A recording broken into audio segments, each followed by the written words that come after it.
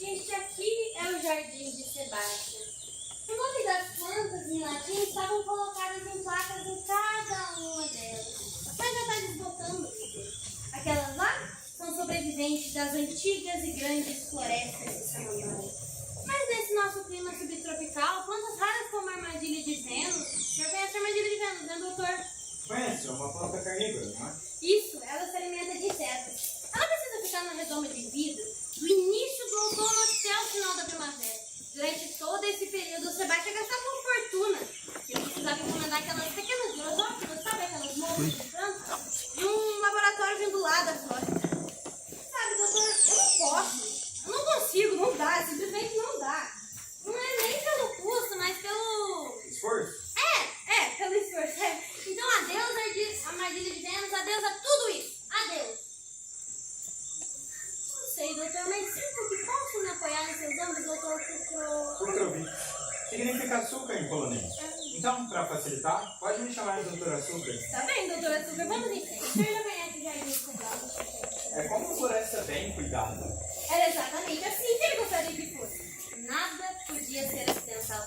Tudo era planejado na vida e no trabalho de Sebastião. E qual era o trabalho do seu filho? Além de cuidar do jardim, é claro. Quantas vezes eu já respondi essa pergunta e fico um pouco chocada em perceber que Sebastião Venego não é conhecido fora de um pequeno círculo de amigos no qual eu me incluía. Sabe, doutor, a vida dele era o seu trabalho. Entendo. Não, o senhor não entendeu. Quando eu explicar, aí sim, o senhor vai entender. Sebastião Venego, ele era um poeta. Foi isso que eu quis dizer. Como disse que a vida dele era o seu trabalho? Porque não tem como separar uma coisa da outra. Por exemplo, a vida de um caixeiro viajante é uma coisa. O seu trabalho já é outra. O mesmo acontece com o advogado, com o comerciante, com os doutores e até com o ladrão, mas com os poetas não. Não, a vida dele é o seu trabalho e o seu trabalho é a sua vida de maneira muito especial. Peraí, que eu fiquei um pouco... Senhora Venego, o seu médico autorizou o que a senhora pretende fazer? O quê? Seu encontro com a moça que a senhora considera responsável pela morte do seu filho? Eu esperei meses para encontrá-la, porque eu estava impossibilitada de ir até o hospital de Santa Mel e encará-la. Então, eu fiz com que ela fosse trazida até aqui em minha casa hoje à tarde. Ela vai ser cumprida, doutor. A minha verdade? A minha verdade não, doutor. Ela vai desmoronar. Doutor, sente-se. Quero usar até o fim das minhas últimas forças para fazer o que estou fazendo. Usar cada segundo que resta da minha vida em defesa da reputação de um poeta morto. Sabe, doutor, Sebastião não era famoso, nem queria ser. Ele detestava a fama, tinha horror, abominava mesmo todos aqueles falsos valores, decorrentes de ser uma pessoa publicamente conhecida e toda aquela exploração da vida pessoal. Ele sempre dizia, vai, mãe, você vai viver muito mais do que eu. E o que o levou a pensar dessa forma? Bom, os poetas são sempre clarividentes. Ele teve uma febre reumática quando tinha apenas 15 anos. Isso afetou uma válvula do seu coração. Ele não podia nadar, não podia andar a cavalo, não podia fazer várias coisas. Ele sempre dizia, vai, mãe, você vai viver muito mais do que eu. Então, quando eu já tiver partido, tudo vai ficar em sua mão. Aí você vai poder fazer o que quiser. Ele sempre me dizia isso. Sabe como me fez entender, doutor? Este aqui é o trabalho do meu filho Sebastião. A vida dele continuou. Poema de verão. Poema de verão. E a data do último verão. São 27 verões. Ele escrevia um poema por ano. Ele mesmo se imprimia naquela sua prensa manual do século XVIII. Em seu ateliê no bairro francês. Ninguém queria ver. Um poema por ano. Um a cada verão que viajava no mundo. Os outros 9 meses do ano eram apenas uma preparação. 9 meses? Sim, a duração de uma gestação, doutor. E o quarto de cada poema era difícil? Era. Mesmo junto comigo. Aliás, sem mim seria impossível, doutor. Ele não escreveu nenhum. E seu filho morreu no último verão? Sem a minha presença. Ele morreu no último verão, doutor. Por que será que eu estou pensando nisso? Ele disse, Violet, mãe, ouça isso. E aí, ele leu pra mim a descrição que Herman Malvai fez das Ilhas Encantadas no arquipélago de Galar. Abre aspas. Junte uns 25 montes de cinzas aqui e acolá. Depois imagine imensas cadeias de montanhas. Imagine que essa cidade toda seja o mar. Aí você terá uma ideia exata do aspecto geral das Ilhas Encantadas. Vulcões extintos, idênticos ao que o mundo devia ter depois da última explosão. Fecha aspas. Ele olhou pra mim essa descrição e disse que nós tínhamos que ir pra lá. Então nós fomos num barco fretado, numa escuna de 4 mastros. Esse é o Malvai deve ter navegado também. Mas lá vimos coisas que Malvai não escreveu. Vimos grandes tartarugas marinhas que saíam para fora do mar equatorial para sua postura anual de ovos. Uma vez por ano, as fêmeas das tartarugas marinhas saíam para fora do mar equatorial, iam até as areias vulcânicas, cavavam seus buracos e depositavam seus ovos. Depois dessa tarefa toda cansativa, já exaustas e quase mortas, elas voltavam rastejando para o mar. Sebastian disse que talvez elas nunca tenham conhecido seus filhotes. Mas nós sabíamos o tempo exato que eles nasceriam, então voltamos. Vocês voltaram para... Voltamos às Encantadas a tempo de testemunhar o momento exato em que os filhotes das pequenas tartarugas marinhas rompiam as cascas dos ovos e saíam na sua fuga desesperada pelo mar. A praia, a cor de caviar, tudo começou a se mover. Havia um movimento no céu também, doutor. Movimento no céu? Sim, o céu de repente ficou todo escuro, cheio de pássaros, aqueles pássaros horríveis, os gritos daqueles pássaros. Pássaros carnívoros? Que fizeram o céu das Encantadas ficar tão escuro quanto a praia. Então, as tartarugas iniciaram a sua corrida para o mar. Corrida para o mar? Sim, para fugir dos pássaros carnívoros que fizeram o céu ficar tão escuro quanto a praia. A areia, toda viva, tudo começou a se mover. Os pássaros rodeavam e atacavam, mergulhavam e atacavam. Eles chegavam a virar as partes macias da tartaruga para cima para destroçá-las, arrancar as suas vísceras e comer a sua carne. Sebastian disse que talvez 1% delas tenham sobrevivido e conseguissem voltar ao mar. E o que fascinou o seu filho nesse espetáculo na praia? Meu filho estava procurando. Bom, vamos dizer que ele se interessava por tartarugas marinhas, doutor. Senhora Venable, a senhora começou falando outra coisa. Muito bem. Eu não ia dizer que meu filho estava procurando por Deus, mas pensei que o senhor pudesse dizer: nossa, que rapaz maluco e pretencioso. Coisa que Sebastião não era. Todos os poetas procuram por Deus, doutor. Pelo menos todos os bons poetas. Mas para eles são muito mais difíceis do que para os padres, porque eles não têm a ajuda de todos aqueles livros respeitáveis, daquelas expedições bem organizadas e todas aquelas escrituras da igreja. Pronto, satisfeito? Agora eu disse: meu filho estava procurando por Deus. Uma imagem clara. Então, durante aquele ofuscante dia equatorial, na vigia do mastro da escuna, ele passou a observar tudo o que acontecia na Ilha das Encantadas. Até ficou escuro demais para enxergar. Então ele desceu e disse: mãe, agora eu o vi. Claro, ele referia-se a Deus, lógico. Entendo. Então, depois disso, ele ficou doente, com febre, chegou até a delirar. Então eu assumi o comando do navio e nós navegamos para o norte e para o leste em busca de águas mais frias. Depois vimos da China, do Himalaia. Ah, fácil! Não, Elixir, doutor, eu preciso de uma farmácia para me manter viva.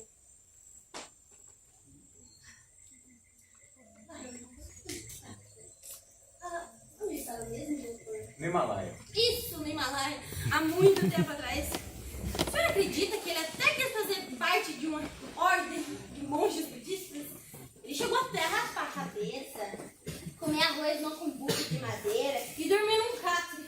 Mas então, imediatamente, eu mandei um telegrama pro pai dele dizendo: pelo amor de Deus, peça para congelar as contas bancárias de Sebastião. Mas aí, eu recebi o seguinte telegrama do advogado do meu marido dizendo: seu marido está gravemente doente. Bom, pede que volte imediatamente. Bom, conforme a hora da chegada. E a senhora voltou para casa? Eu tive que tomar a decisão mais difícil de toda a minha vida. Fiquei com meu filho. Mas também, em menos de um mês, ele enfrentou toda aquela crise. Jogou longe aquelas umbucas de arroz. E finalmente levantou daquela esteira imunda. Então ele reservou para nós nas áreas do X-Park Hotel, no Ritz e no Cairo. Depois disso, doutor, nós vivemos de um mundo de luz e de sombra, onde a sombra ilumina muito mais que a luz. Senhora Benigno, a senhora quer se sentar? Ah, quero, claro. Senão eu vou cair, né, doutor?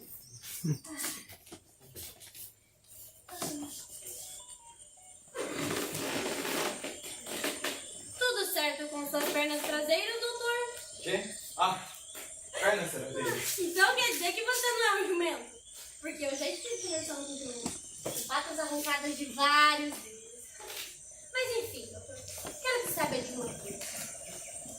O mundo perdeu muito depois da morte do meu filho, Sebastião. O senhor teria gostado dele. Eu teria se encantado por você. Sabe, Sebastião não era esnobe por vir de uma família importante, nem por vir de uma família rica, não.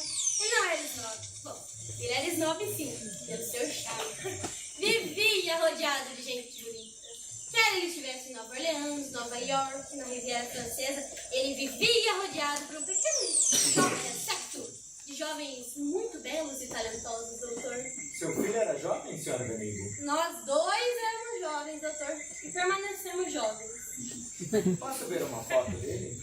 Pode, claro, fico feliz que queira ver. Não vou mostrar uma, mas duas fotos. Pode abrir a bolsa.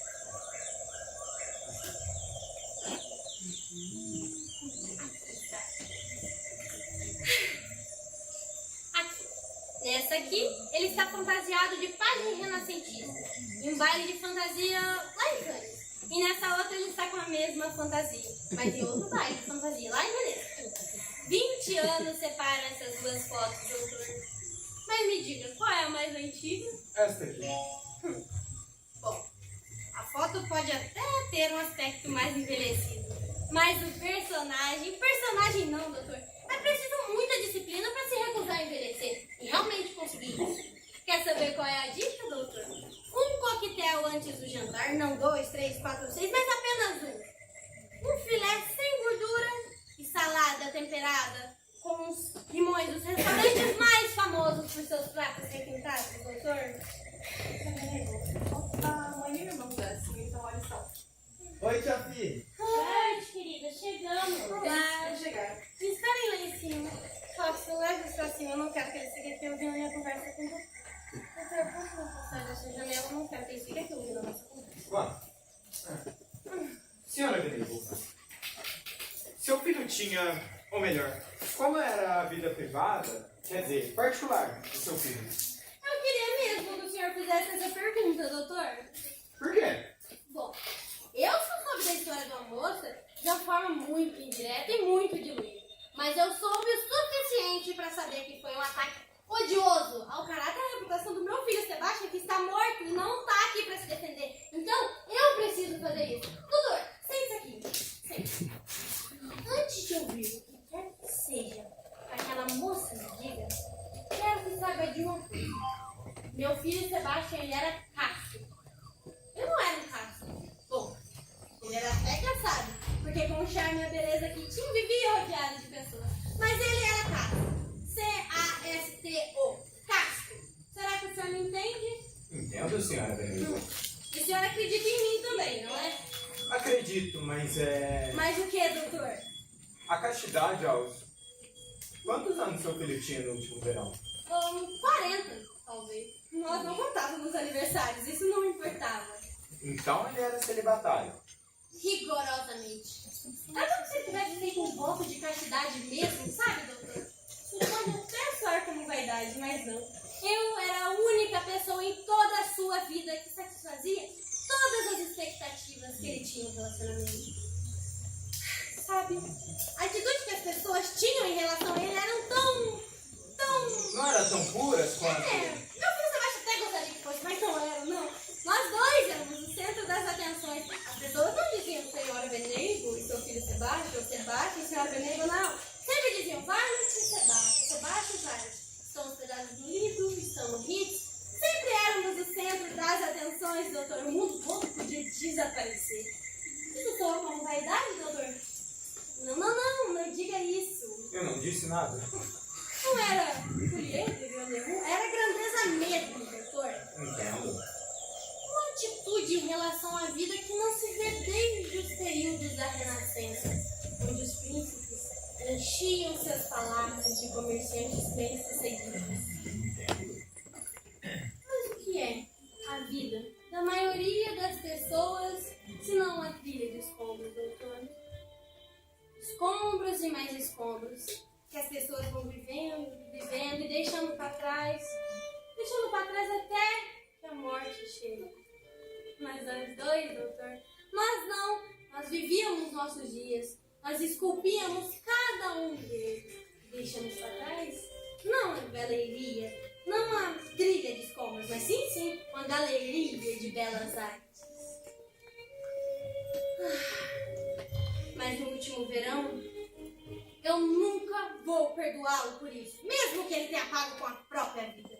Ele me trocou por aquela vândala, A moça que... a moça que o senhor vai conversar aqui hoje à tarde. Ele permitiu que ela se aproximasse dele. Então ela estava usando aquela sua língua afiada como um punhal, destruindo toda a nossa história lendária. Mas, senhora Benegro, por que ela faria isso? Os loucos não pensam, doutor. Que motivo ela Que teria? motivos, que pergunta, meu Deus.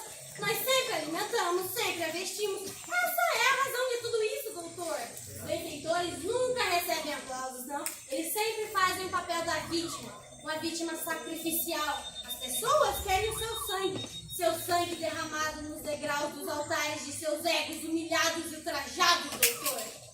Ah, então a senhora acha que ela ficou ressentida por... Ficou com ódio, doutor. Eles não conseguem fazer calar a boca no Hospital Santa Mary. Achei que ela estivesse lá mesmo. Mas eles não conseguem fazer calar a boca. Ela só fala, balbucia coisas. Não conseguiram fazer calar a boca nem Cabeça de Lobo, nem na Clínica em Paris, e nem em lugar nenhum. Ela entrou no navio Berengaria vindo pra cá e começou a falar toda a nossa história. E antes que pudéssemos trancá-la em uma ambulância e levá-la até o Hospital Santa Mary, doutor. Esses acontecimentos do último verão fizeram de mim uma velha. Essa bolsa tem me ajudado muito. Minhas mãos já estão todas endurecidas, doutor. Inclusive, doutor, será que pode abrir a minha bolsa e pegar o meu cigarro? Mas eu não tenho fósforo. Tem um isqueiro ali na mesa, doutor. Tem mesmo.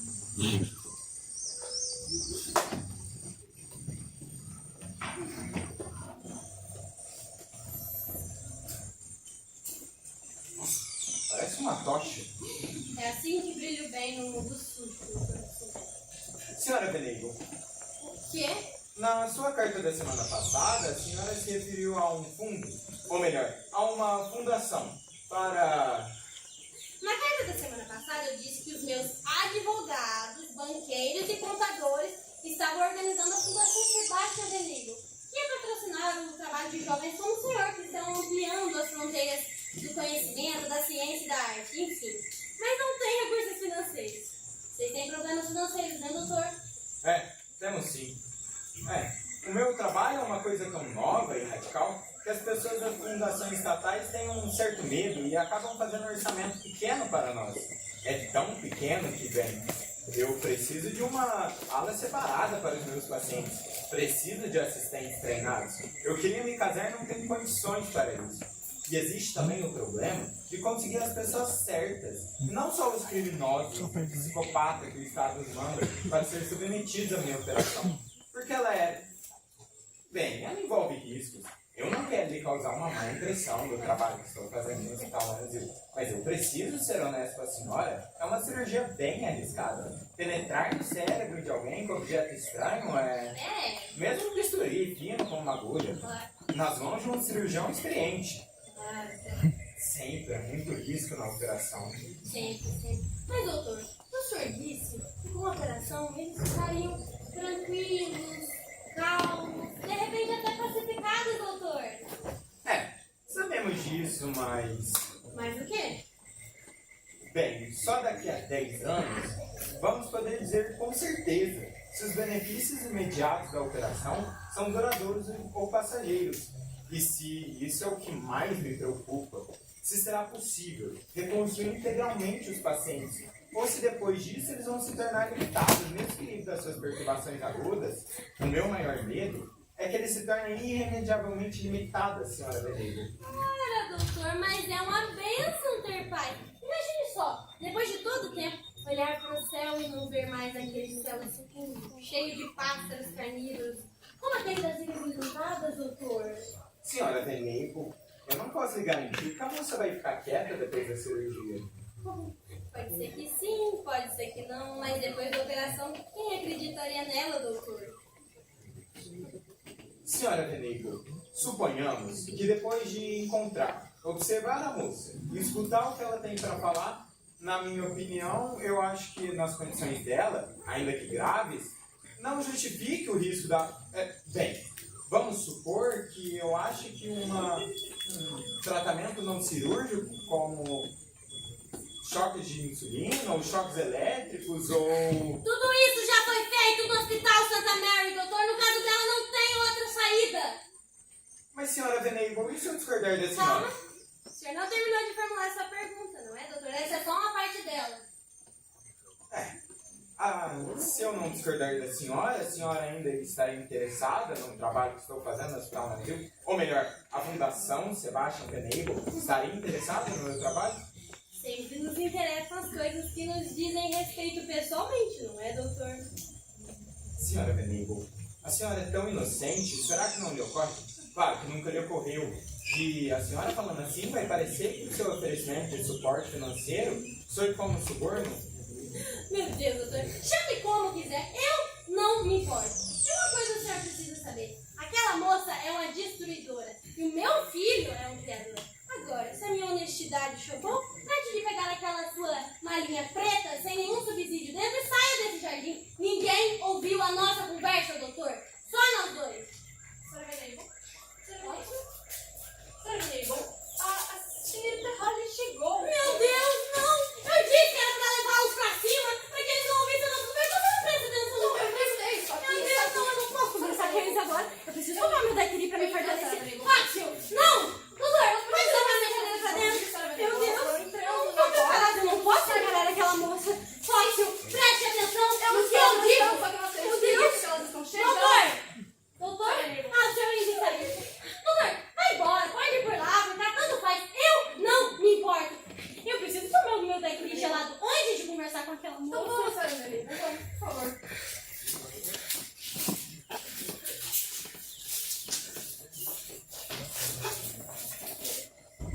Eu é que peço.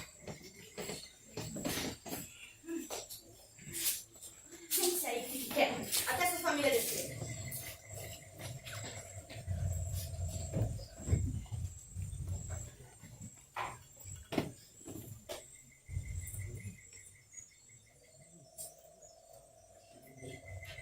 O que você tirou dessa caixa em cima da mesa? Só um cigarro, irmã. Põe de volta na caixa? É tarde demais, já acendi. Me dá isso. Por favor, irmã Felicity. Me dá isso. Por favor, irmã, me deixe fumar. Kathleen, me dá isso. Você sabe que não pode fumar no hospital St. Mary's. Nós não estamos no hospital, irmã, estamos passeando. Você continua sob minha responsabilidade e eu não permito que você fume, porque da última vez que isso aconteceu, você derrubou o cigarro aceso no seu vestido e quase provocou incêndio. Não houve incêndio nenhum. E eu só fiz um buraquinho na minha blusa porque estava droga por causa de todos aqueles remédios. Kathleen, me dá isso. Por favor, irmã, eu imploro. Depois você vai pagar por essa desobediência. Tudo bem, depois eu pago. Me dá esse cigarro agora, senão eu faço um relatório e eles vão te levar para a ala dos infernos violentos. Eu não estou sendo violenta, irmã. Ponha o cigarro na minha mão. Tá, toma. Au! Você me queimou com o cigarro? Desculpa, foi sem querer. Foi de propósito? A senhora que me pediu pra dar. Você enfiou a brasa do cigarro acesa na minha mão. Eu não aguento mais. Não aguento mais ser agredida e provocada. Sente-se agora!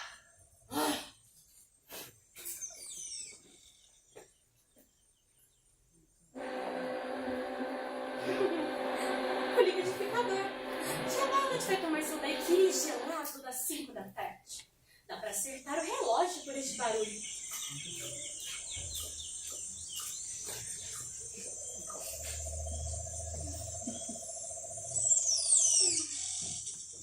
Estamos no jardim de cidade, né? Ainda tenho vontade de chorar. Você tomou remédio antes de sair? Não tomei. A senhora pode dar agora? Não recebi ordens pra isso. Mas acho que o doutor vai ligar alguma coisa. Ele vai dar remédio, tá bom? Um jovem especialista de hospital. Hospital. Já falei demais. Quem está ali? Eu sabia que havia alguém me observando. É do Lionsville, não é, doutor? É do Lionsville, não é, doutor? Quando é que eu vou parar de descer correndo naquela rua íngreme e branca em cabeça de lobo? Eu amava Sebastião, irmã. Amava ele. Eu tentei salvá-lo, mas quando eu segurei sua mão, ele me empurrou. E correu. Correu pra longe, irmã. Fique quieta. Ele continua me observando. Mas é bonito demais pra passar despercebido. Sebastião gostava de pessoas bonitas, mas preferia os louros aos morenos. Ele falava que os louros eram os próximos. Fique quieta. Saúde, irmã. Obrigada. Cansado dos morenos, faminto pelos louros. Era assim que ele falava. Todo panfleto de países louros do norte ele pegava. A gente já tinha reservado lugares pra gente em Estocolmo, Copenhague. Cansado dos morenos, faminto pelos louros. Era assim que ele falava das pessoas. Como se fossem pratos e um cardápio. Este aqui parece uma delícia. Este aqui é tão apetitoso. Este aqui não é tão apetitoso. Acho que é porque ele vivia com fome. O cuidado se alimentava só de pílulas e salada. Quieta. Eu amava o Sebastião, irmão. Eu tentei salvá-lo. Mas, de repente, no último verão, ele ficava dizendo: Vamos para o norte, meu passarinho. Vamos andar sobre aquela luz radiante e gelada lá de cima. Acho que nunca vi a aurora boreal. Alguém disse? Ou escreveu. Somos todos crianças. Em um imenso jardim de infância, tentando escrever o nome de Deus com as letras erradas do alfabeto. Irmã! Estão chamando a mim! Estão dizendo irmã! Quieta. Catherine, minha querida! Catherine! Olha, George, Catherine está linda! Eles nos mandam pro salão sempre que temos uma visita familiar. Mas o resto do dia, passamos uma situação horrível. Porque nos tiram o batom, o pó de arroz e tudo que é de metal com medo de que possamos engolir.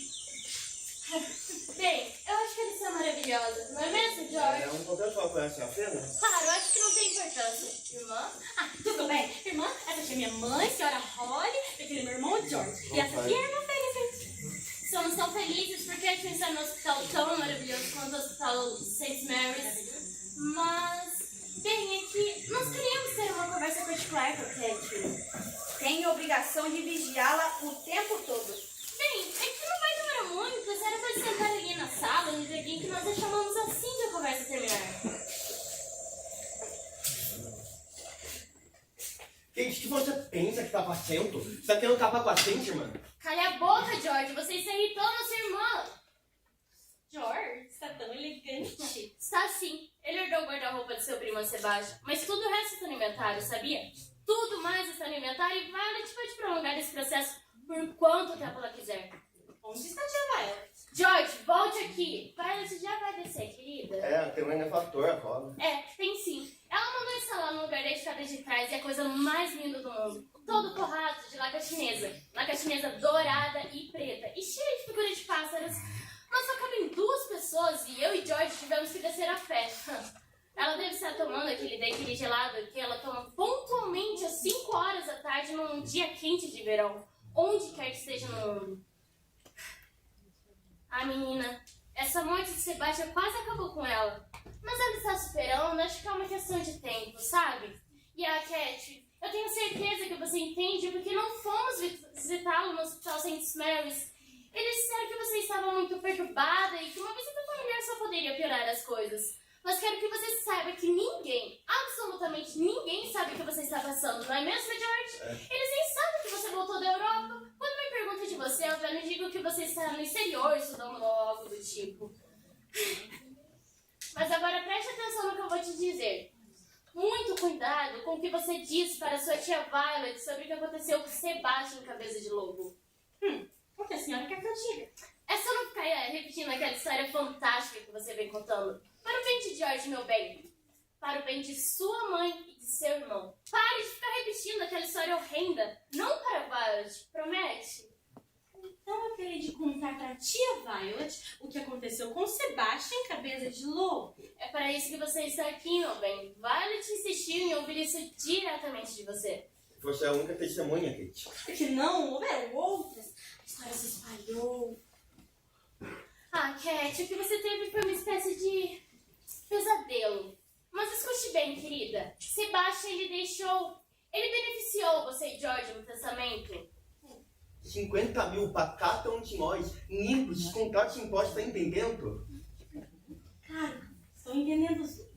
Mas vocês não percebem que se me derem um remédio, eu serei obrigada a dizer a verdade. A verdade exatamente do jeito que aconteceu. Porque o remédio, ele retira a possibilidade que a pessoa tem de decidir o que dizer. E aí tudo vem à tona, seja decente ou não. Eu serei obrigada a dizer a verdade. Catherine, o que você teve foi uma espécie de pesadelo, mas escute bem, querida. Sua mente não está doente ao ponto de não deixar o seu coração perceber que o que é a história que você vem contando. Sabe se você não consegue esquecer essa história? Pense nos seus 50 mil. Porque se a Violet contestar o testamento e nós sabemos que ela irá contestar, o dinheiro vai ficar parado na justiça para sempre. O inventário está sendo discutido no momento. E só vai acabar o processo quando você desistir dessa história. Nós não temos advogados competentes para nos defender nesse caso. Então, ou você desiste dessa história, ou a gente não vai ter esse dinheiro. Catherine, pare de rir desse jeito que me dá medo. Me desculpe. Já está preço, Kate. Se tia Violet contestar o testamento de Sebastian, nós não vamos ver um centavo desse dinheiro. Consegue entender? Estou entendendo, irmãozinho. Você tá vendo, hein? Ela está completamente maluca. Vai falar na cara da tia Violet e a gente vai perder esse dinheiro. Kate, você tem que parar de falar o que aconteceu com o nosso primo Sebastian, cabeça de novo. Mesmo que seja verdade, não importa. Não tem como contar uma história até de uma pessoa se iniciar num mundo moderno se iniciar como o nosso. Catherine, por que você inventou algo assim? Eu não inventei nada, mãe. Essa é a verdade. Aconteceu no nosso mundo, no nosso tempo, com o nosso primo Sebastian, Cabeça de Lobo. Ah, então você vai contar? Tá vendo, né? Ela vai contar e nós vamos perder os 100 mil. Kate é uma velha da boca! Cala a boca, George! Uma velha da boca assim. Ela não está louca, não, mamãe. Não mais que eu, você. Ela é perversa. Sempre foi perversa. Eu mandei você calar a boca. Isso não é jeito de falar com seu irmão. Venha aqui agora e peça desculpas a ela agora que falar assim com ela. Kate, aqui. Kate, desculpa, mas nós precisamos desse dinheiro. Eu, a mamãe, nós. Eu sou jovem, Kate. Eu tenho sonho, eu desejo coisas, eu preciso delas. Então, por favor, pense em mim, pense em nós. Senhora Holly? Senhora Holly, alguém está me chamando. Catherine, querida. George, ele falou de mau jeito, mas você sabe que é verdade. Nós precisamos colocar a mão naquilo que Sebastian deixou para o nosso testamento. Promete que não vai nos decepcionar, querida. Promete. Promete que não vai nos decepcionar. Mamãe, Kate, se a voz está vindo, aí está chegando.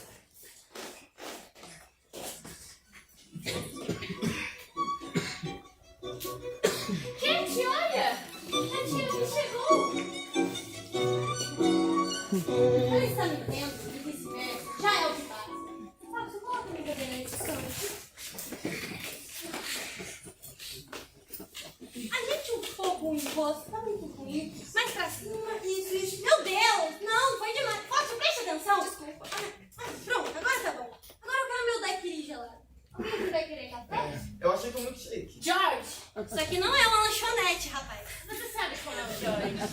Que bom.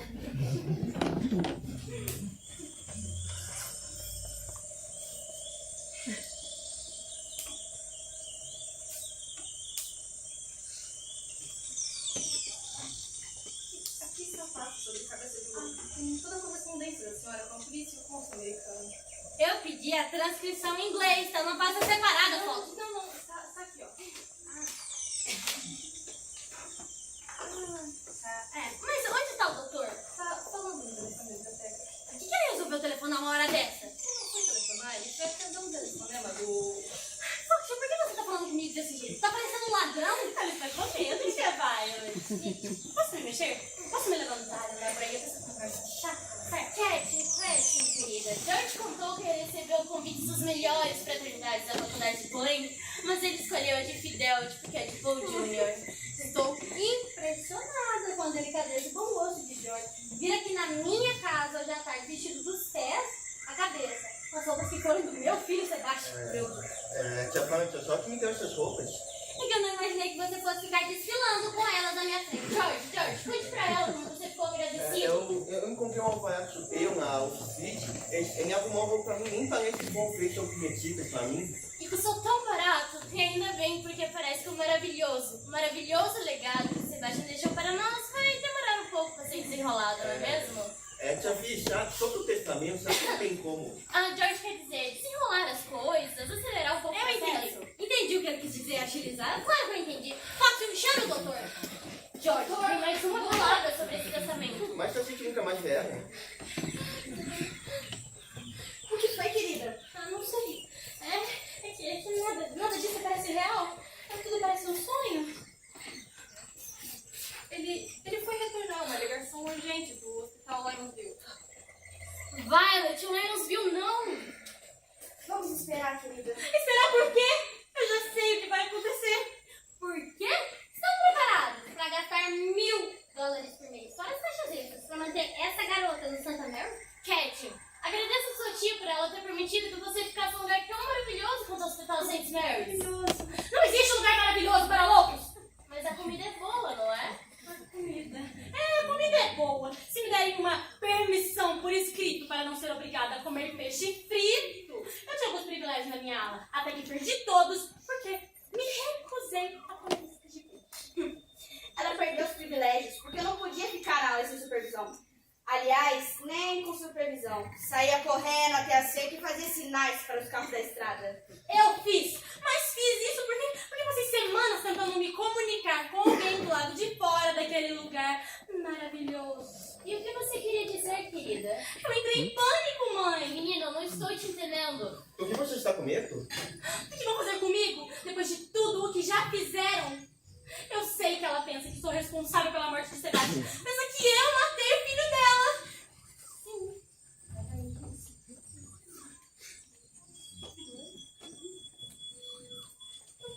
Caro doutor, pensei que tinha ido embora e nos deixado essa sua malinha preta de lembrança.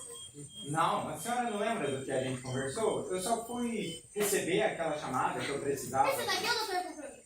Ele disse que Krukovic significa açúcar em polonês. Então podemos chamá-lo de doutor açúcar. Ele é um especialista do Lionsville. E qual é a sua especialidade, doutor? Uma coisa nova, usada quando todos os outros tratamentos não funcionam.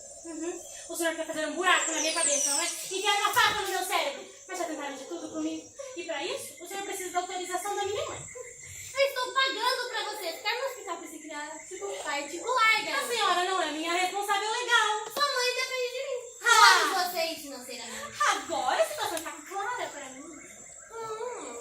Ótimo. Então, nesse caso, Acho que uma atmosfera mais calma seria melhor para todos nós. como assim a atmosfera mais calma? Foi ela que começou e não eu.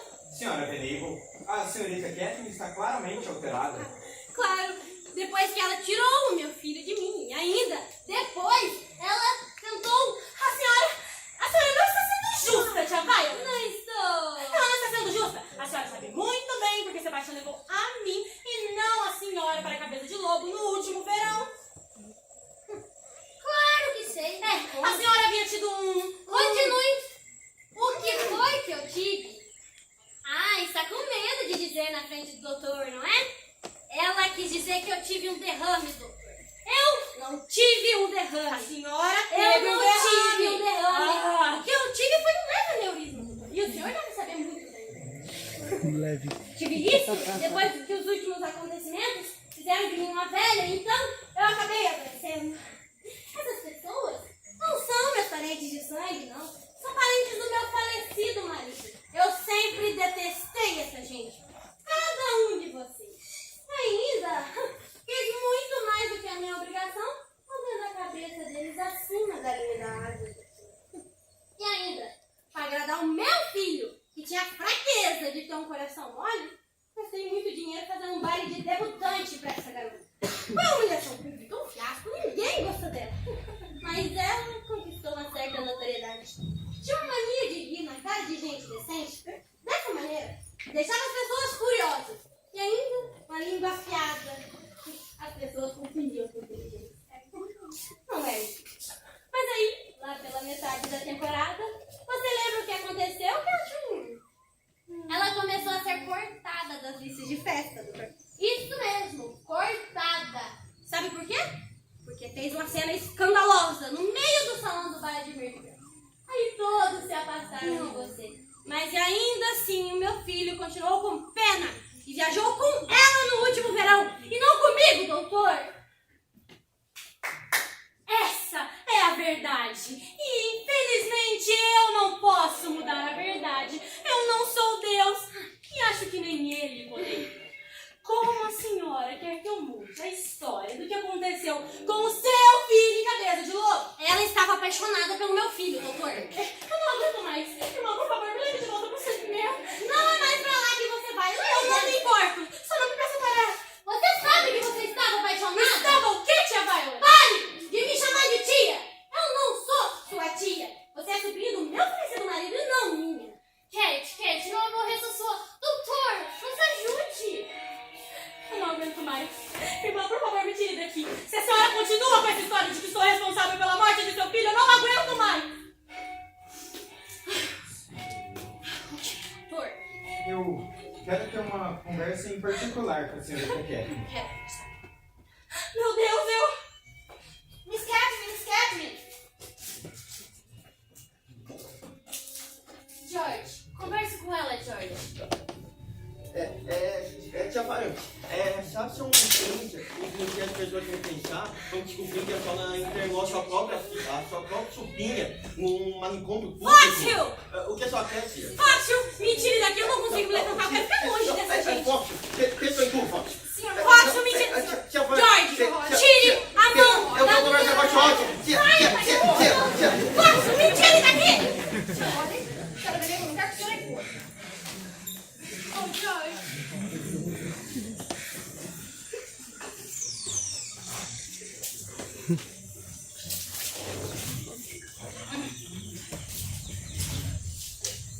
Pode me soltar, eu não vou fugir.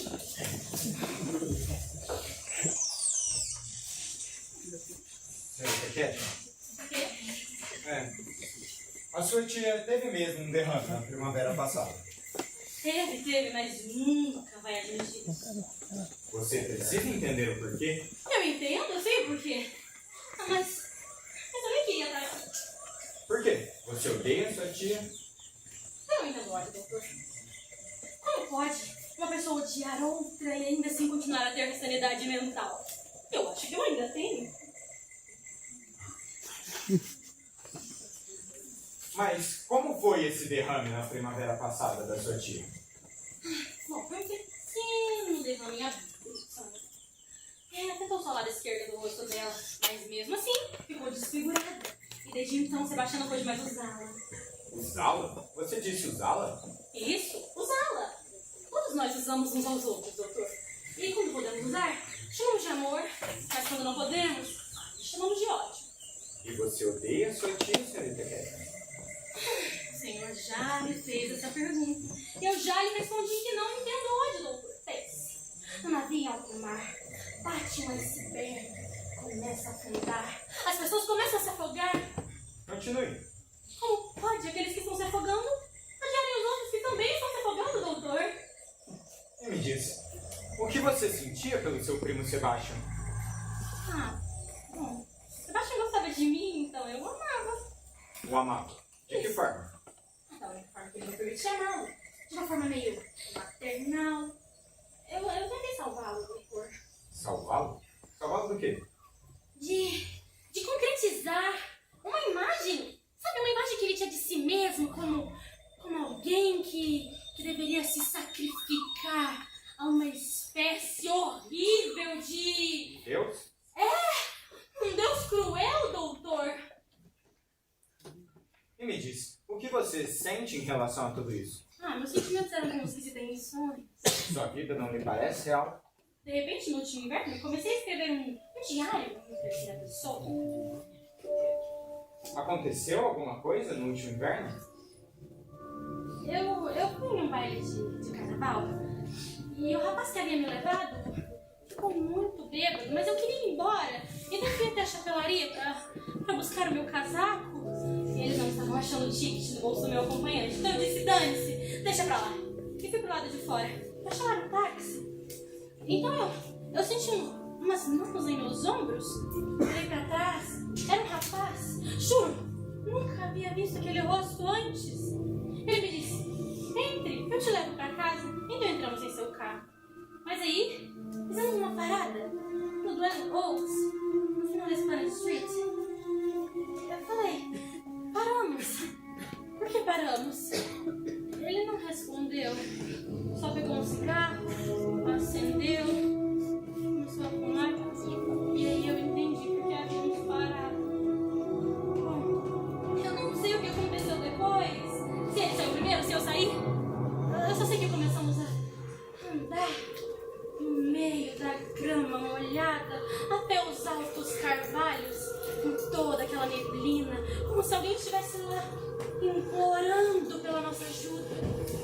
O que aconteceu depois? Eu perdi. Bom, ele me deixou em casa e disse, vamos esquecer tudo. Minha esposa está grávida. Então eu entrei, sentei e comecei a dançar. E resolvi que voltaria pro Hotel Roosevelt. Então chamei um táxi. E quando eu cheguei no baile, ele continuava. Eu havia dito pra mim mesma que voltaria até lá pra pegar a estola que havia levado emprestada. Ai, mas não. Eu voltei lá pra fazer um escândalo, doutor.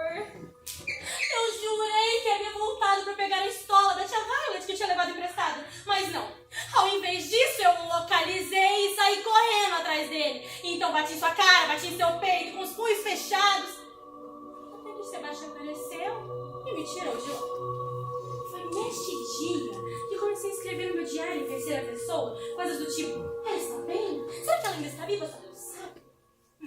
Na manhã seguinte, Sebastião chegou no meu quarto, bateu a porta e disse, acorde! Se você continua viva após morrer, é melhor obedecer, não é, doutor? Me levantei, troquei de roupa, tomei café. Ele disse que íamos até o centro da cidade para tirarmos fotos para o nosso passaporte. Não acredita em mim? É só olhar no meu diário em Paris. Então ela acordou, trocou de roupa, tomou café e saiu para caminhar. Quem fez isso? Ela? Eu? Saí correndo do Plaza Athénée até o Place de Tuileries como se uma matilha de lobos siberianos estivesse me perseguindo. Não aguentava esperar que os sinais ficassem verdes, então eu atravessava todos eles, mesmo vermelhos. Onde ela achava que ia? De volta do Dwelling Oaks? Tudo era gelado e nevoado. Menos a boca quente e voraz dele. Senhorita Kevin, posso te dar um medicamento? Mais uma injeção? O que é que vão me enfiar agora? Já nem me importa. Já me entupiram de tanta coisa que se colocasse uma mangueira dá pra carregar um germe.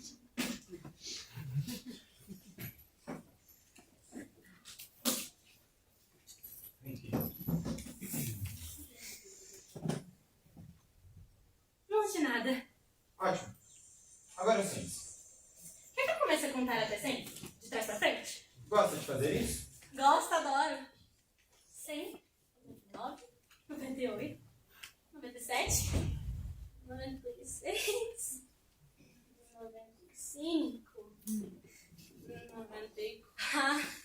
Eu acho que já tá começando a fazer efeito. Excelente. Agora fique de olhos fechados. Eu quero te pedir uma coisa. Peça o que quiser, doutora Açúcar. Quero toda a sua resistência. Minha resistência é que eu nunca resisti a nada. A verdade. Nunca existe a verdade. As pessoas acham que não estão resistindo, mas na verdade estão. Dizem que a verdade está no fundo de um poço sem fundo, não é, doutor? Não fale. Ah, verdade. Eu acho.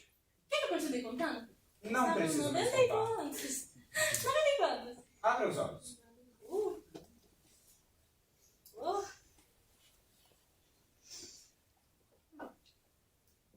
Sabe o que eu acho, doutor? Acho que o senhor está tentando me hipnotizar. Fazendo alguma coisa com seus olhos. Seus olhos. Olhos. É isso que está fazendo, doutor? É isso que acho que estou fazendo? Estou me sentindo meio estranho. Acho que não é só verdade. Quero a sua resistência. Estou estendendo a minha mão e quero, através da sua, você me passe toda a sua resistência. Aqui está a minha mão. Sem nenhuma resistência dentro dela. Está totalmente passiva. Sim, estou. E vai me contar a verdade. Vou tentar. A história do começo ao fim. Sim, a história verdadeira. Porque preciso fazer isso. Posso me levantar, doutor? Pode, mas tome cuidado. Pode se desequilibrar. Oh. Não consigo. Mande me levantar. Talvez assim eu consiga. Levante-se.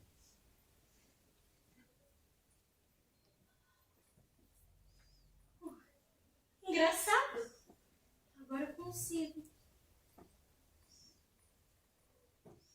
Ai. Não. Na verdade estou me sentindo meio tonta. Ai. O senhor poderia... Ai. Tá vendo? Se desequilibrou. Não. Eu fiz exatamente o que eu queria fazer. Sem senhor. Não, por favor, me abrace! Estou tão sozinha. Uma solidão maior que a morte. Que loucura é isso? Ela é mais solitária do que a morte. Kate, que porcaria é essa? Um clone? Calma, eu só dei um medicamento pra ela e a senhorita aqui ficou alterada. O que aconteceu com o médico? Ela está passando mal? Um remédio? O que foi que aconteceu com o médico? Que remédio você deu pra ela? Ela entrou no jardim? Não se preocupe, irmã. Ela vai voltar na hora que eu chamar. A senhora não se preocupa porque não é responsável por ela?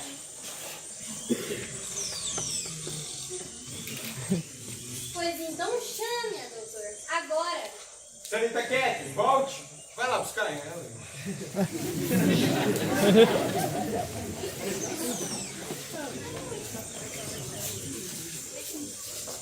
Agora, a senhorita Catherine vai nos contar a história verdadeira.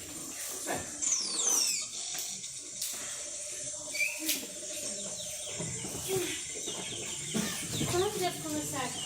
Por onde achar que a história comece? Começou no dia em que ele nasceu nessa casa. Eu não disse, doutor? Kate,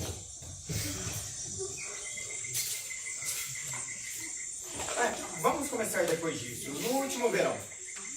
Tirem esse rapaz de perto dela. Último verão? Mas antes, será que eu posso? De jeito nenhum. Por favor, eu me sentiria melhor se... Deixa, irmã, eu acendo pra ela.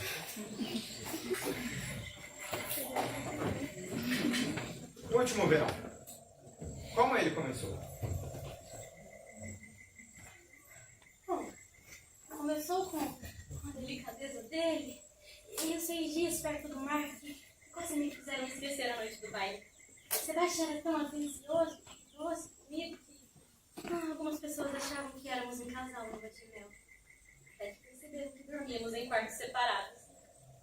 Em Paris, ele me comprou tantas roupas novas da Pantou e da Chaparelli. Isso aqui é da Chaparelli?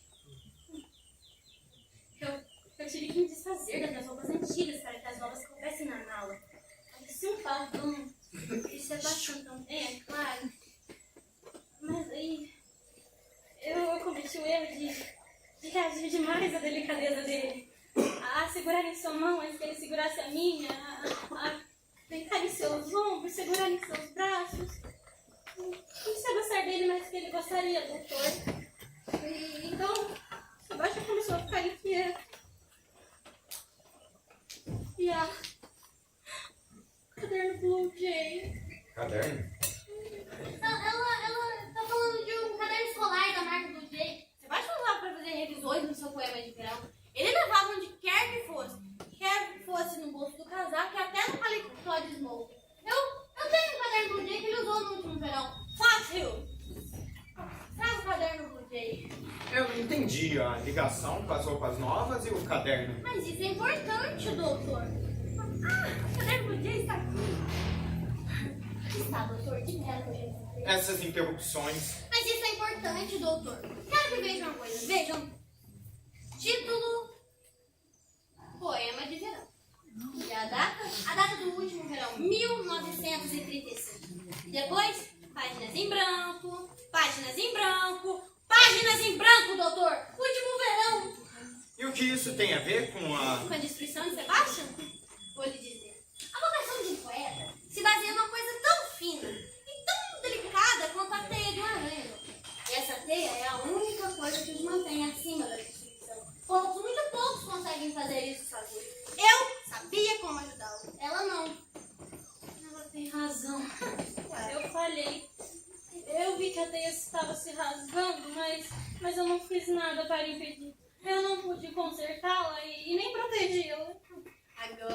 Agora sim a verdade está vindo à tona, doutor. Tínhamos um acordo, uma espécie de contrato entre nós dois.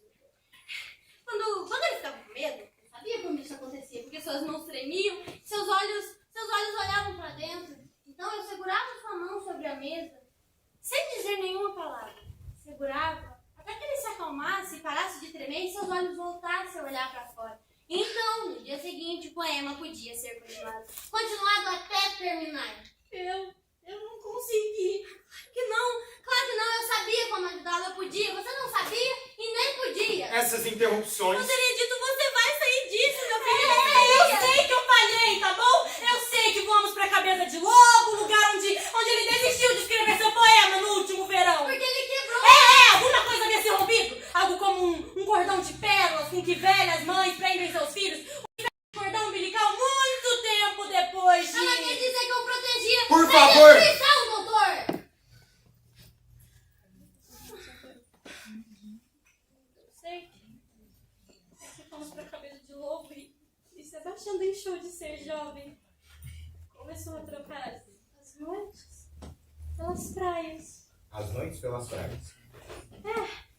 As noites pelas tardes e os lugares Elegantes é a palavra que você quer usar?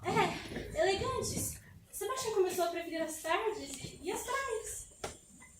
E qual era o nome dessa praia que vocês iam?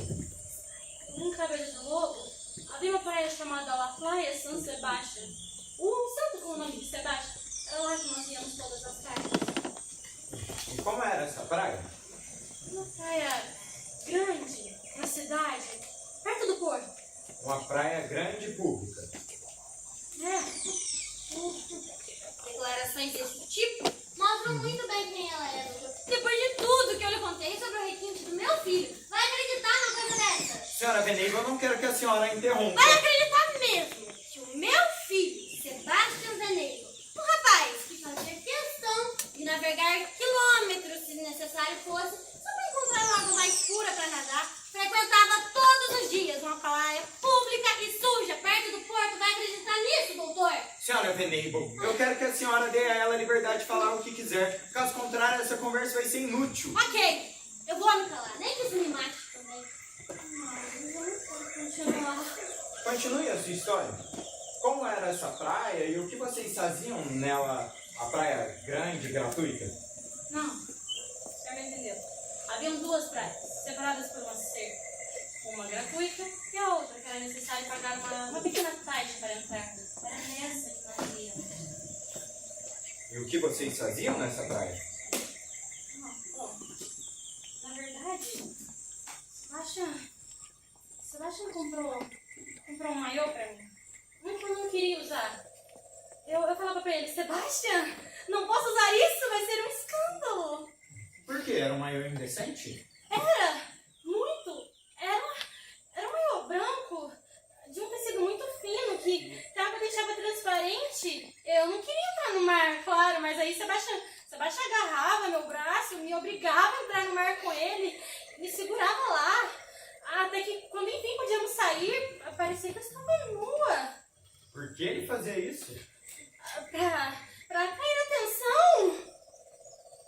E ele fazia isso porque achava que isso ia resolver a sua tristeza. Não!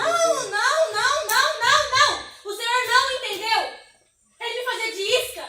Ela fazia isso pra ele também! Na verdade, ela não tinha consciência disso, mas era isso que fazia pra ele nos lugares chiques e elegantes que eles iam antes do último verão. Sebastião era um homem tímido, doutor. Ela não, nem eu. Nós fazíamos os contatos. Só que ela fazia da maneira decente, nos lugares elegantes. Eu fazia da maneira que lhe contei. E aí, Sebastião, que era um homem solitário, seu caderno, foi ficando com o vazio cada vez maior. Tão grande quanto aquele mar azul e o céu. Eu sabia o que eu estava fazendo. Eu cresci no Forte Carter, no bairro das prostitutas, antes de me mudar pro guarda de espírito. Mas aí a praia se encheu de gente, o sol apareceu e ele não precisou mais de mim.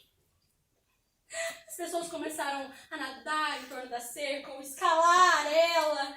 Bando de jovens miseráveis, crianças famintas, cachorros procurando por carniça. E aí eu pude usar um maiô preto decente e ficava sentada em um canto distante da praia, escrevendo cartões postais, meu diário em terceira pessoa. Ficava lá sozinha até às 5 da tarde, quando finalmente podia encontrá-lo nos vestiários na rua.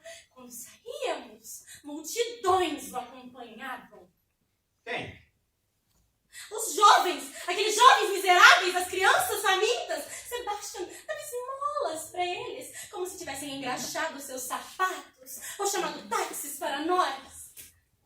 Aí a multidão foi ficando cada vez mais voraz, mais barulhenta, maior. Sebastião começou a ficar com medo. Estamos ir à praia. E o que aconteceu depois que vocês pararam de ir à praia? Um desses dias brancos e fulgurantes, não um dia azul, quente e fulgurante, mas um dia branco, quente e fulgurante. Senhorita Shetland, o que aconteceu? Almoçamos tardes em um desses restaurantes perto do mar. Sebastião estava claro como o dia. Usava um terno branco, imaculado, de chanduque de seda, uma gravata de seda branca, um chapéu panamá branco e um sapato branco, escarpim de pele de lagarto. Ele ficava secando o tempo todo a testa, o pescoço, com um lencinho branco e vivia colocando aquelas pequenas pílulas brancas na boca. Eu sabia que estava doente, que estava sofrendo do coração e que era por isso que não havíamos mais ido até a praia. Ele ficava dizendo, vamos para o norte. Chega de cabeça de lobo, não acha? Chega, eu respondia. Mas eu respondia sempre sem deixar minha opinião clara, porque Sebastião era o tipo de pessoa que preferia fazer o que ninguém mais queria. Então eu sempre falava sem muita convicção, sabe? Era uma espécie de jogo. O cigarro dela caiu. Pode deixar, irmã? Eu pego.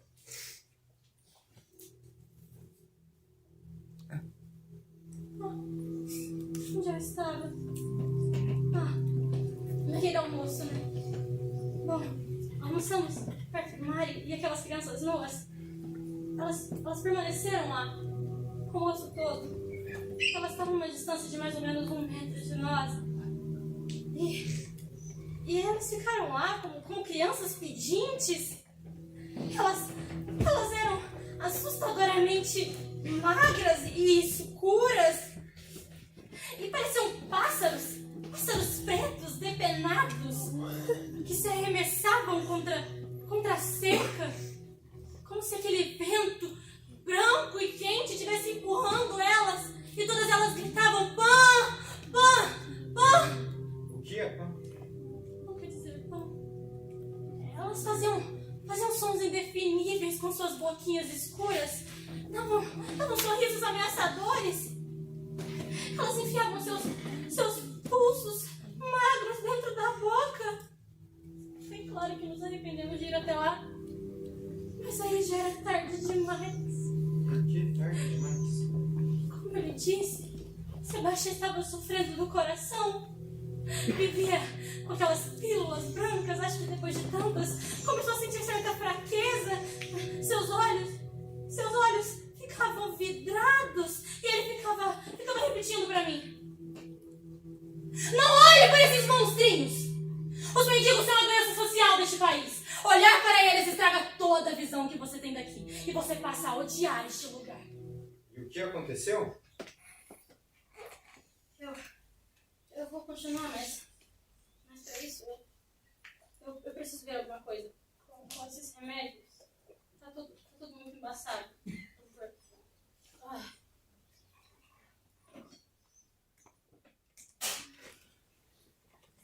Tudo bem?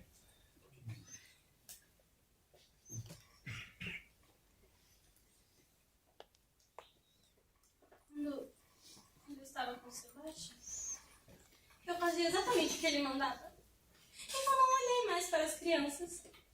Nem mesmo quando os garçons entraram por aquela portinhola, espantando as crianças com pauladas, com frigideiras, parecendo uma tropa de choque, uma guerra. Nem mesmo assim eu olhei. Eles estavam todos gritando, apanhando, sendo espantados de lá.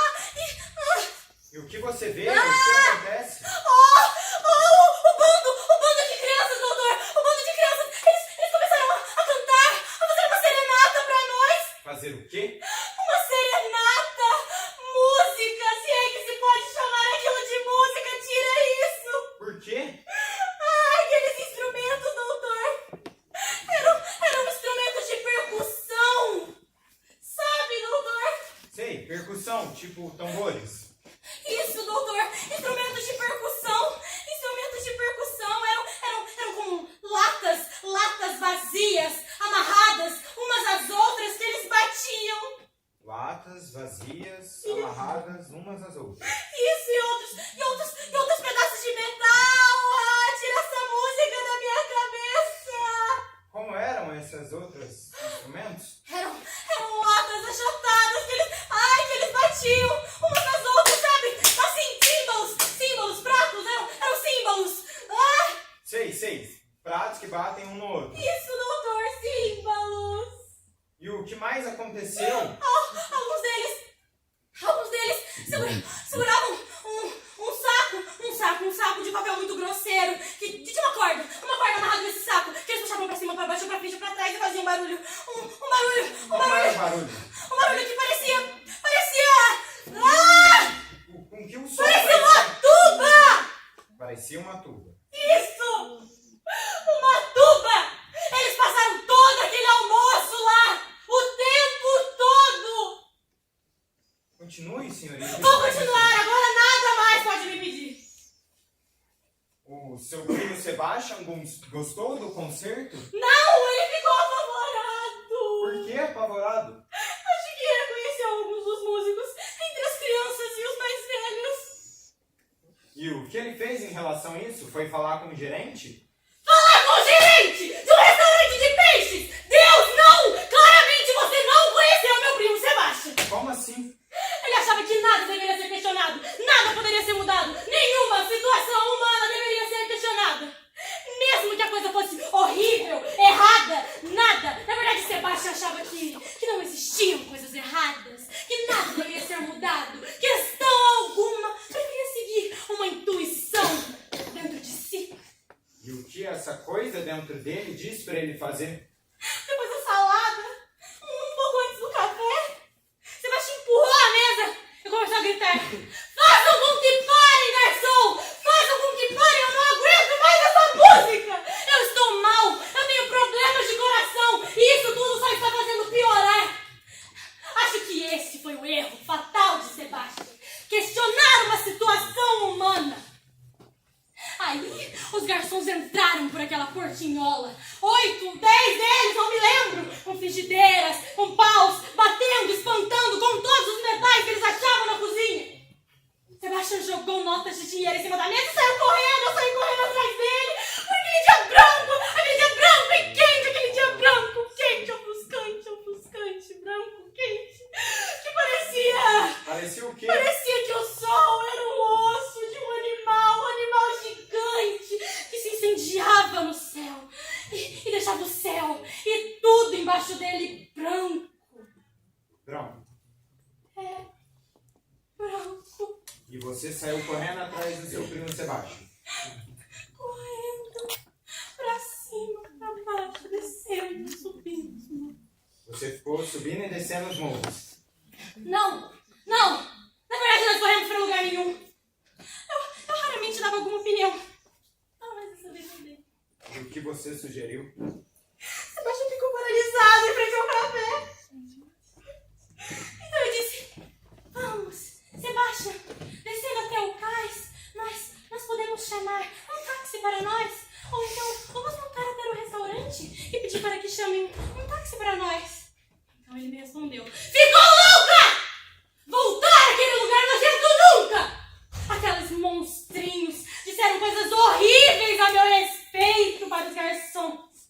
Então eu disse, tudo bem, Sebastião, vamos só descer até o cais e pedimos para chamarem um táxi para nós. Ele disse, cala a boca! Eu decido isso, tudo bem? Eu decido isso! E começou a subir.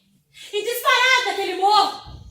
E quanto mais ele subia, mais rápido ele andava, com a mão dentro do paletó, apertando o coração.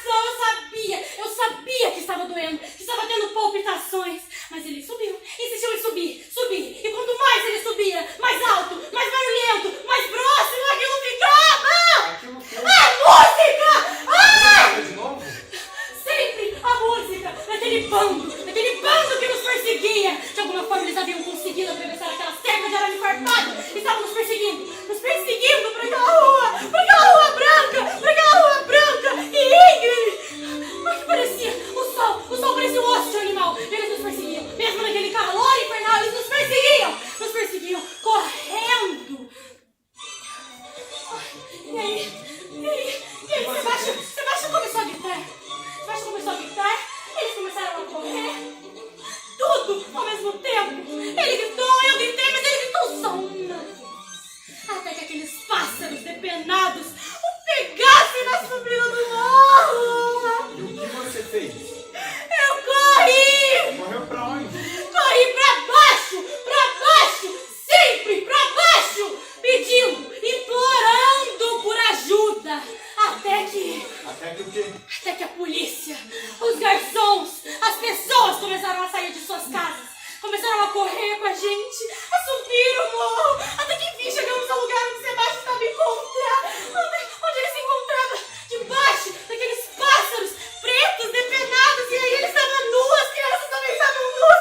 Ai, tudo com aquela parede branca. E o Senhor não vai acreditar. Ninguém neste mundo poderia acreditar.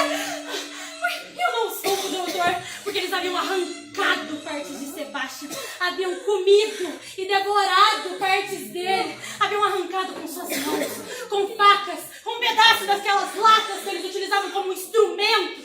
Eles haviam arrancado e enfiado em suas boquinhas pedaços de Sebastião, aquelas boquinhas escuras, vazias, selvagens e barulhentas. Ah!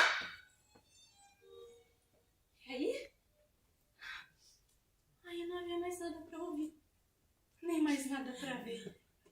Só o que restava de Sebastião, um grande ramo de rosas vermelhas embrulhadas em um papel branco, esmagado, estraçalhado, despedaçado contra aquela parede branca. Não, Leãozinho, não, que o manicômio público arranca, tá não essa da cabeça daqui.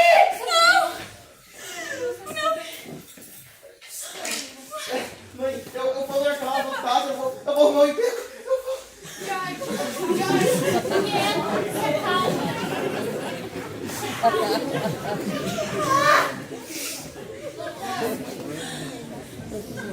acha de tudo isso?